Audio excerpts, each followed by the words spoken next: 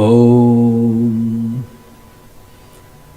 Tava Kathamritam Tapta Jivanam Kavi Vidiritam Kalma Shapaham Shravana Mangalam Srimadatam Bhuvi Grinantiye Burida Janaha.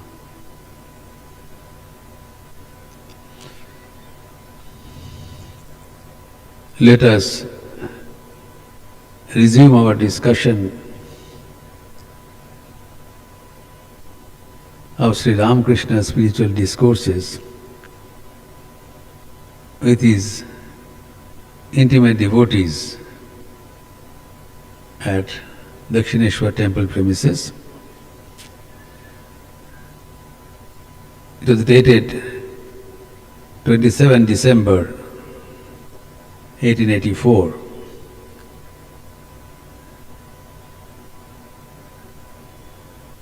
Being the Sunday and Christmas season, many devotees from Kolkata arrived at the feet of Sri Ramakrishna to hear the nectar of his words.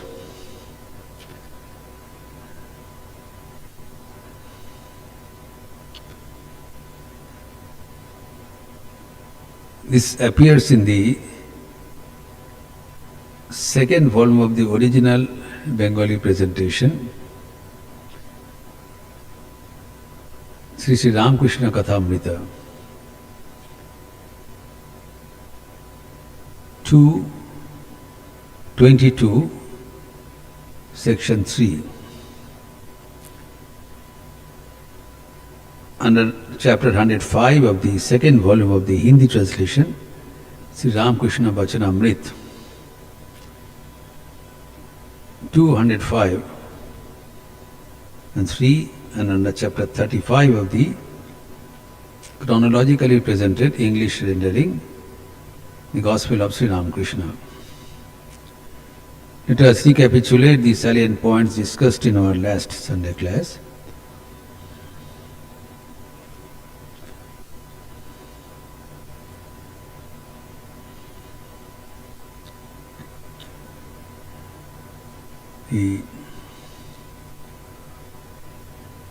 We are meeting after 2 weeks because last Sunday class was devoted to Swami Vivekananda's birth anniversary program.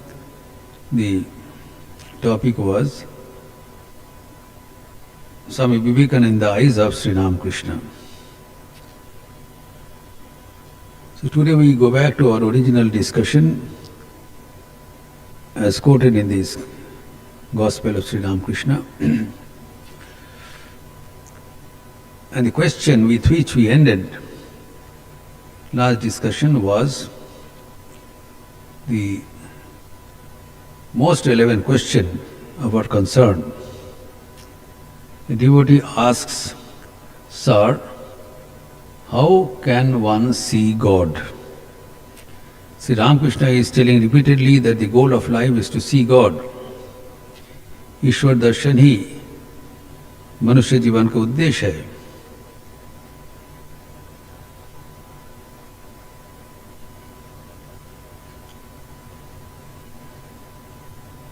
महाराज, किस अवस्था में ईश्वर के दर्शन होते हैं? This question is the question is framed in a very significant way. The question was not asked, how can one see God? That's not the correct translation. The original was, कि अवस्था ईश्वर के दर्शन पावा जाए. किस अवस्था में ईश्वर के दर्शन होते हैं? किसी ईश्वर दर्शन करते ही ये नहीं पूछा. Under what condition, what state of a person is to realize God, see God? The question has an embedded reply in here. जैसे कि now if we think in a deep way, a person has different levels of the mind. Now if we ask a question that how can we dream? There is one way. Another question is, same question put in a different way, is under what condition of the mind one dreams.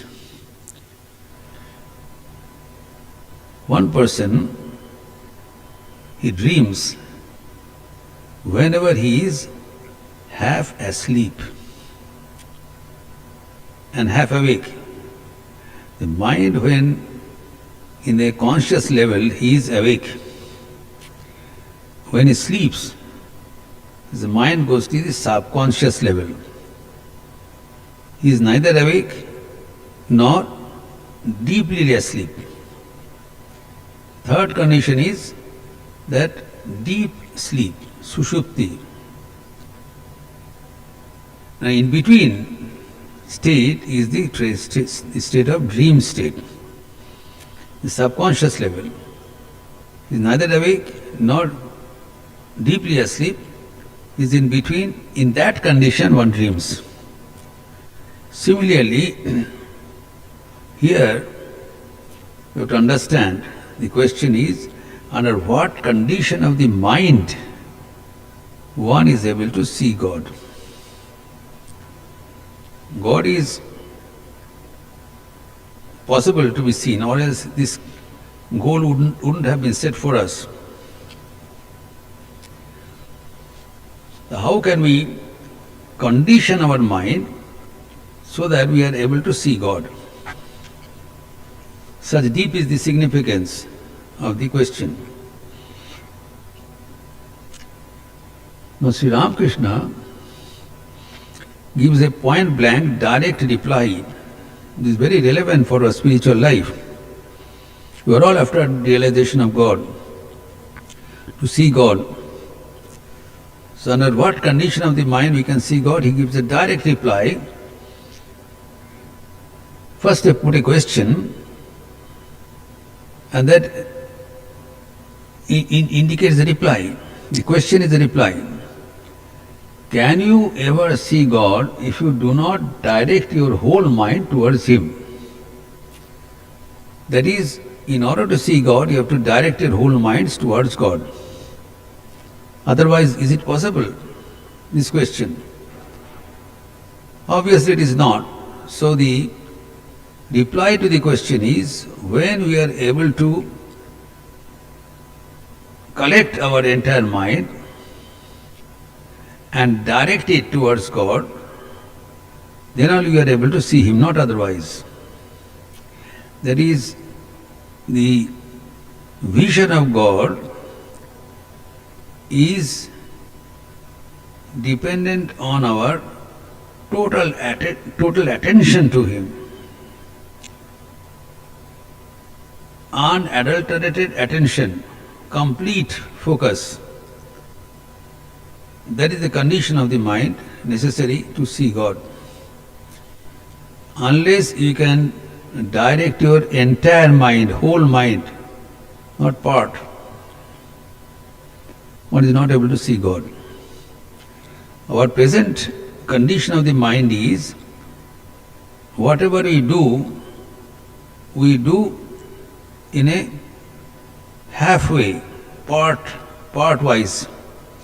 One part of mind is engaged in search of God, while the remaining part of the mind is engaged doing something else, thinking of something else. That is our present condition. And that's why you are not able to reach the target. It's not that we do not want to see God. We sincerely want to see God, but we are not able to collect our entire mind and focus to one point.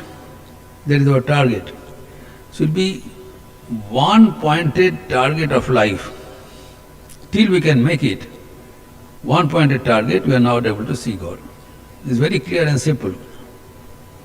First we have to intellectually understand what are we after, what is required. Then only we can strive to arrive at that condition.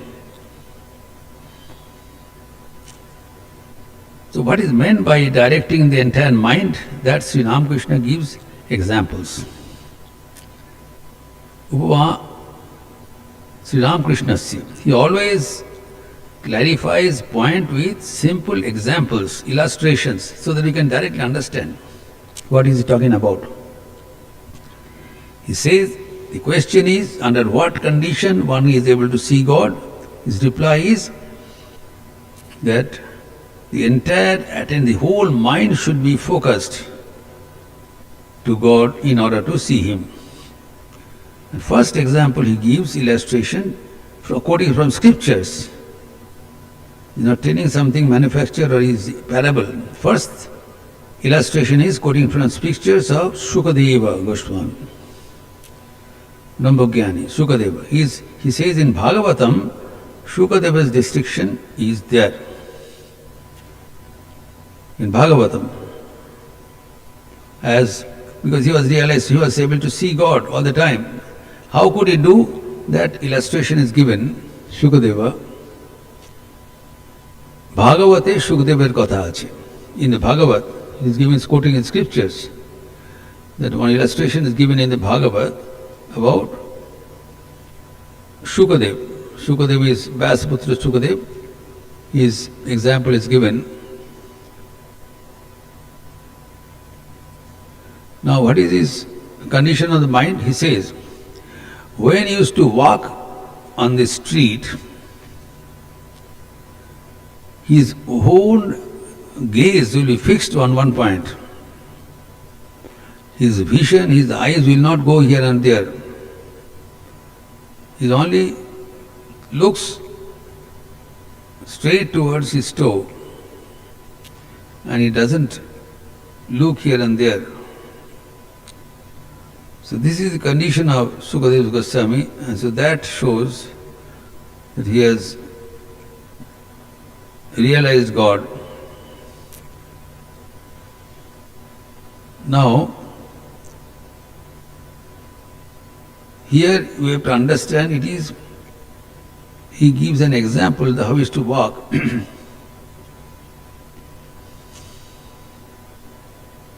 When he walked about, he looked like a soldier with fixed bayonet.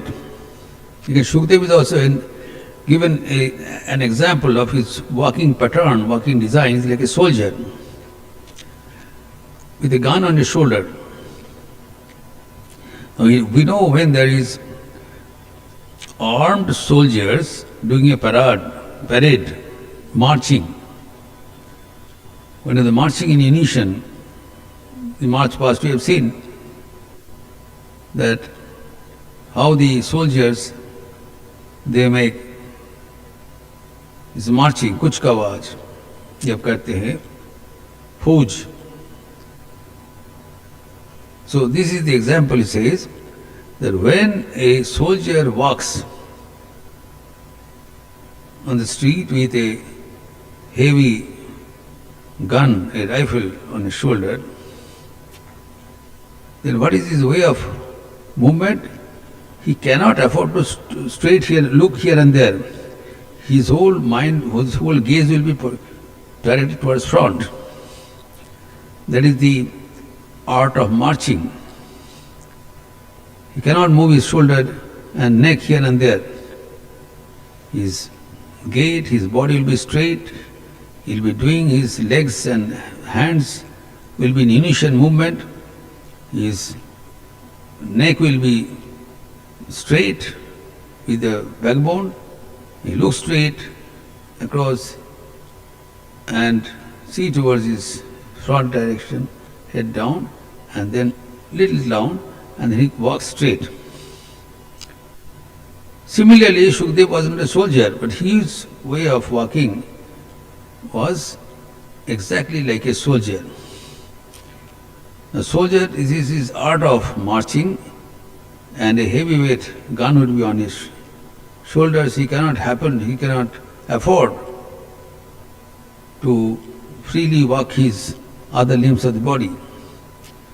But here, when an aspirant of the God realization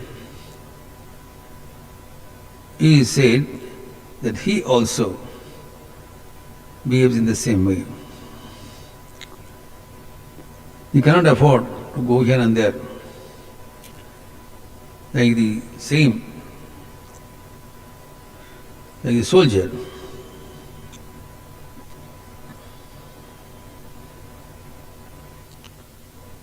His gaze did not wander. It had only one goal, and that was God. This is the meaning of yoga. His gaze will be fixed pointed, he will not go here and there. So that is called yoga. We know that yoga has been explained in Patanjali and elsewhere. Yoga chitta vritti nirodha, the modification of the mind quieted down. Then only in that pure lake of mind we are able to see the first image of God. ईश्वर के छवि प्रतिभात होते हैं.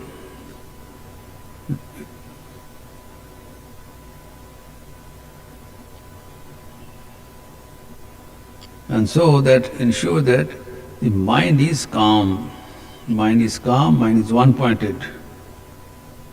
That is the condition to see God.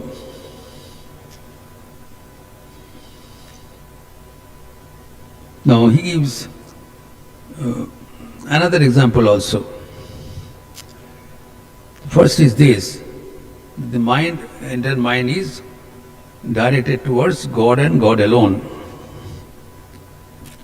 The soldier is looking towards his front with the gun on his shoulder. Similarly, Shukdev and other great seers and saints always fix their gaze on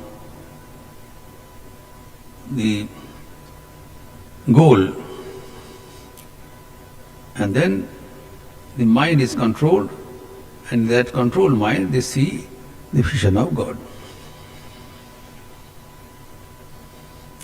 Now here the original statement of Sri Ramakrishna was the entire mind has to be collected. So the Shukdeva's gaze, one-pointed gaze, is an effect of that state of mind. One does not focus at one attention by practice. That is the result of the practice. Practice is to keep the mind, collect all the different distribution of the mind to one-pointed. So you know in the yoga, this one-pointedness is called dhyana. When the mind is one-pointed, that is called dhyana. In order to attain to that stage, and when the mind is one-pointed, then it becomes concentrated.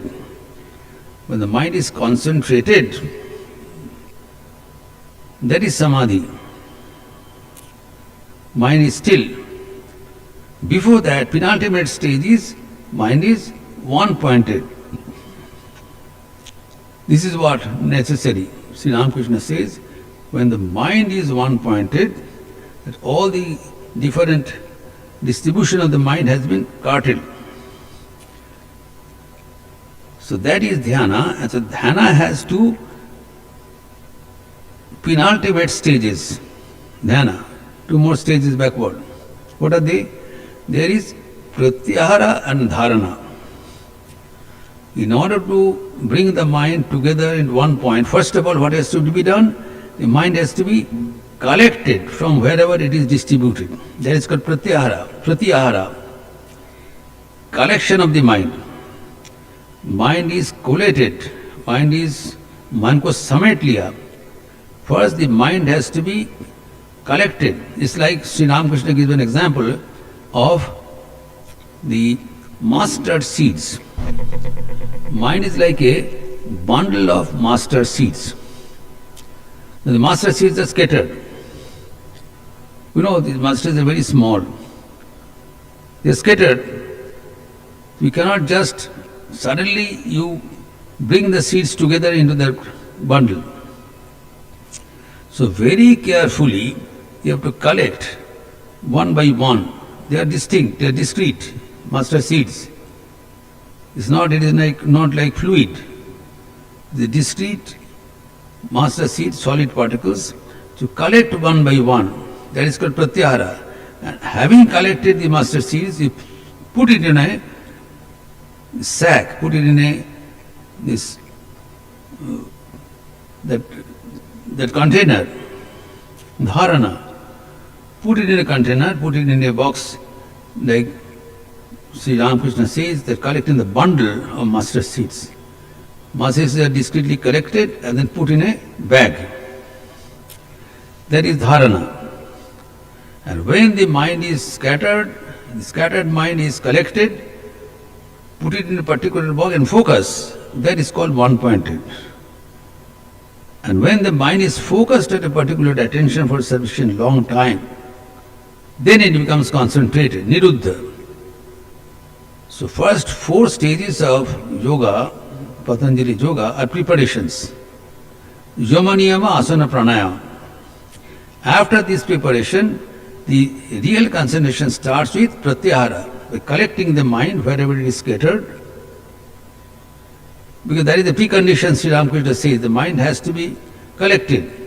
So first the mind is collected, there is pratyahara, dharana, placed in one bundle and directed towards one, that is dhyana. And when meditation ripens, meditation matures, the one-pointed state of the mind is continued. Then it becomes concentrated. That is niruddha, that is samadhi. When the mind goes to samadhi, then it is one with God. That is the stage of vision of God. Then God is realized. So here the example is given of Shukadev and the soldier. Now another example is given by Sri Ramakrishna. He says,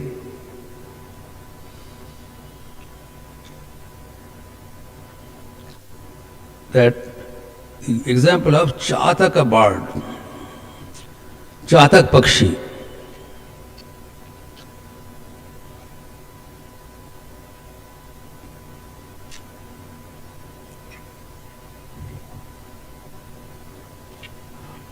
Now, the Chataka, there is a particular type of variety of bird mentioned in our tradition, Chataka bird. It drinks only the water of rainwater. It doesn't drink any surface water. Whenever it rains from sky, then only it takes that water and quenches its thirst.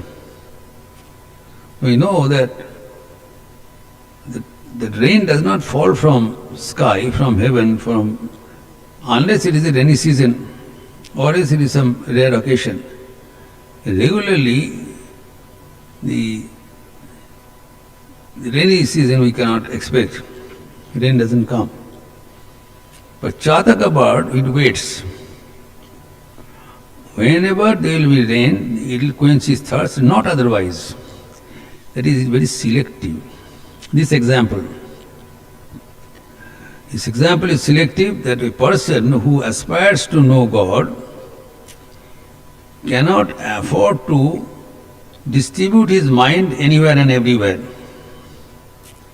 He is focused. This Chatak bird is focused. When he is thirsty, he only looks upwards toward the sky. And whenever water is released from the sky, it quenches his thirst, not otherwise. Even if there is plenty of water around, Chatak bird will not drink. Maybe it is thirsty. It will wait till the water from the sky falls. That is his tenacity, that is his way, that is his property, way to quench his thirst. He does not take the system, anything, no. Similarly, when a person is aspiring to know God, he cannot afford to distribute his mind to so many channels. He will think of God and God alone. Now we have certain desires. As Chatak bird has thirst, Krishna is not unnatural. Everybody has Krishna. Now the longing for drink, without food and drink we cannot survive.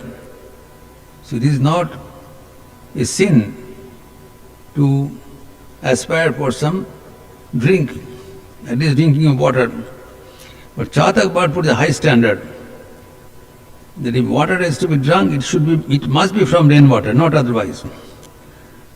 So the message is, Sri Ramakrishna is saying that if you want to have the vision of God, then because vision of God yields joy.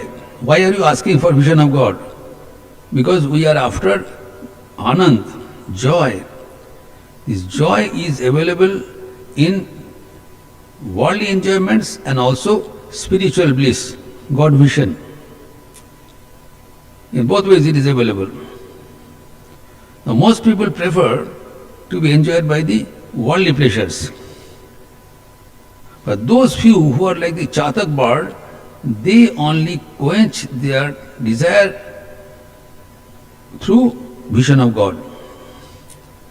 Though there are plenty of avenues to fulfill our material, physical pleasures, but they do not want to entertain in those channels.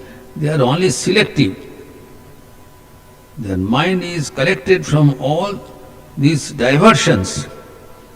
An entire mind is collated, focused towards getting enjoyment through God vision and vision alone. So this is the simile. One was pointing the entire attention towards God.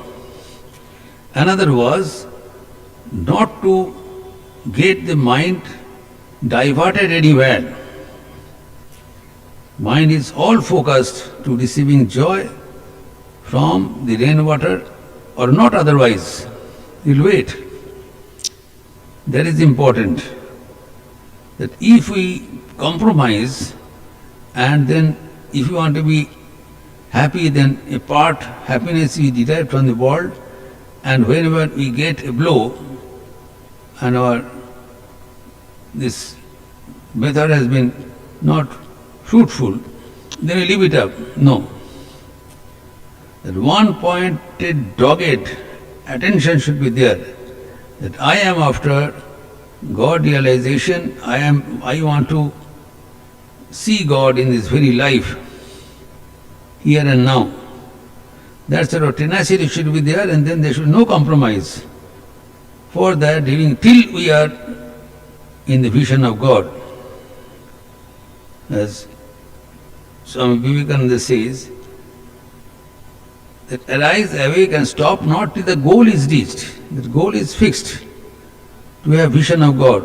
So till the vision of God is attained, we do not get compromised with anything else. That is necessary. That is the example of Chatak bird. And Sri Ramakrishna gives another example here. That example of the witnessing the theatrical performances. That also he narrates. Wherever he used to go, whatever tiny examples he used to hear, then he would collect them and then direct the mind there. So here the question was, under what condition of the mind one can see God? The reply was that God can be seen whenever we are able to focus our entire attention, entire mind towards the goal, that is God. As for example, the attention of Shukadev or like people, we would fix their gaze to God and God alone. And then those who are like Chatak Pakshi, Chatak bird, they want to quench their thirst by rainwater alone. Similarly, the person wants to satisfy his desire for pleasures by divine joy only, not by mundane world pleasures. And then how the attention can, the mind which is frittered, like the master seeds, how can it be at once collected? It should take a long time. If the master seeds are scattered, is it a joke to collect all the master seeds? But Sri Ramakrishna says, no, it is possible to collect the mind all at once. For that he gives a third example of theatrical performances. So that will be elaborated in our next Sunday class. Niranjanam nityam anantarupam bhaktanukampadrita vigraham vai Ishavataram parameshamidyam tam Ramakrishnam sirasa namama. Om Shanti Shanti Shanti Harihi Om Tat Sat Shri Ramakrishna Arpanamastu. This announcement. Today we just completed the second day of the Saraswati Puja, and that's why we got delayed by this gospel class, because the puja had to be completed and then only we were relieved. In the afternoon there will be a special counseling session for the youth by Shovit Narayan at 4 o'clock in the Saroda library for appointment, and then 4 to 5, having finished that, from 5 to 6 here, again in this auditorium, we'll have the youth program, the lectures from Colombo to Almora, and guided meditation. And after the evening arati, we'll have that chorus, bhajan in chorus, samaveta, samohik bhajan. So you are all welcome in the program, and the detailed program for the coming week, for this week, has been already broadcast. I hope you all know that. There is not much speciality this week. We'll have Friday, that Gospel of Holy Mother in the morning, and evening there will be Narada Bhakti Sutra, and Kali Kirtan on Saturday, and then next Sunday again is Gospel of Sri Ramakrishna. You are all welcome to participate in these programs, and of course every day there will be this Sat Prasang at 7:15, along with other programs of the Math. Let us close now with a chanting of the Lord. Hari Om Ramakrishna, Hari Om Ramakrishna, Hari Om Ramakrishna, Hari Om. Hari Om Ramakrishna, Hari Om Ramakrishna, Hari Om Ramakrishna, Hari Om.